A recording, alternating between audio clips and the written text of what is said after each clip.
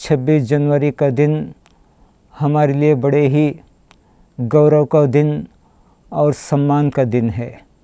आज के दिन हम उन सभी सशस्त्र सैनिकों को, सीमा सुरक्षा बलों को, अर्धसैनिक बलों को और आंतरिक सुरक्षा बलों को हम धन्यवाद देते हैं, जिन्होंने क्षेत्रीय अखंडता की रक्षा के लिए हमारे सामने संघर्ष, बलिदान और साहस का एक आदर्श प्रस्तुत किया। आज भी महात्मा गांधी के आदर्श और उनका मार्गदर्शन हमारे लिए उतना ही प्रासंगिक है जितना कि आज़ादी के समय था। विशेषकर पिछले एक दशक में भारतवर्ष ने दूरसंचार, सूचना प्रौद्योगिकी, अंतरिक्ष अनुसंधान, कृषि विज्ञान और चिकित्सा विज्ञान के क्षेत्र में अभूतपूर्व सफलता हासिल की। विश्वव्यापी कोरोना के चलते, आर्थिक मंदी के चलते भी भारत ने जिस आर्थिक विकास स्तर को कायम करके रखा है, वो विश्व के सारे अर्थशास्त्रियों के लिए एक अचरज का विषय बना हुआ है।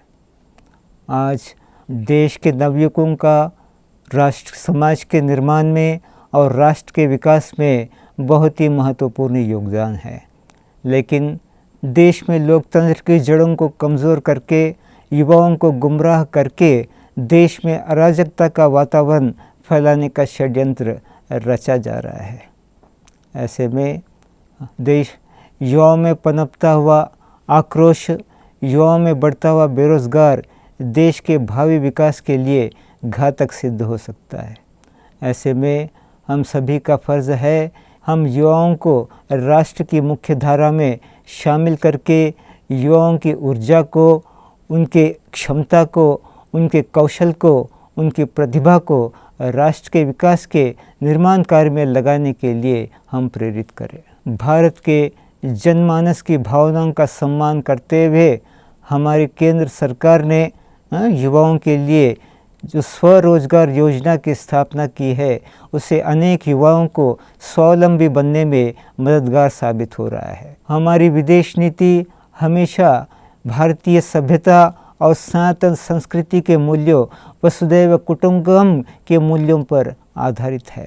हम आपसी मतभेदों को परस्पर विश्वास और संवाद के आधार पर हल करने में विश्वास रखते हैं, लेकिन कोई भी देश हमारे शांति को, हमारे संयम को हमारी कमज़ोरी न समझे। हमारे देश का गौरव हमारे लिए सर्वोच्च है। हम देश की अस्मिता की सुरक्षा के लिए हम कोई भी कीमत चुकाने के लिए तैयार है।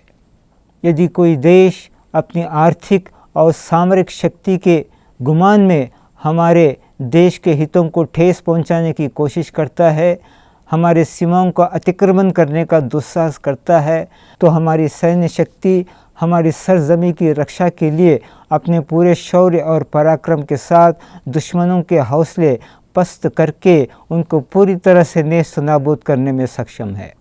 तो गगनचुंबी ऊंचाइयों पर लहराता हुआ हमारा तिरंगा आने वाली पीढ़ी को हमेशा राष्ट्र प्रेम के लिए प्रेरित करता रहेगा। परमपिता परमात्मा शिव कहते हैं कि हम ईश्वरीय मर्यादाओं के अनुसार जो विधिपूर्वक श्रेष्ठ कर्म करेंगे, वो आने वाली स्वर्णिम युग में एक विधान का रूप धारण करेगा और कालांतर में वही अपना स्वरूप बदलकर वर्तमान संविधान का स्वरूप धारण करेगा। तो आइए हम संविधान के गरिमा को आत्मसात करते हुए हम ये प्रण लेंगे कि हम आपसी रंजिशों को भुलाकर आपस में कंधे से कंधा मिलाकर हम राष्ट्र की उन्नति के लिए निरंतर आगे बढ़ते जाएंगे। तो आज के इस शुभ अवसर पर मैं आदरणीय कुलदीप बैनर्जी को और उपस्थित सारे भाई बहनों को गणतंत्र दिवस की ढेर सारी बधाइयाँ और शुभकामनाएं देते हैं। जय हिंद, भारत माता की जय।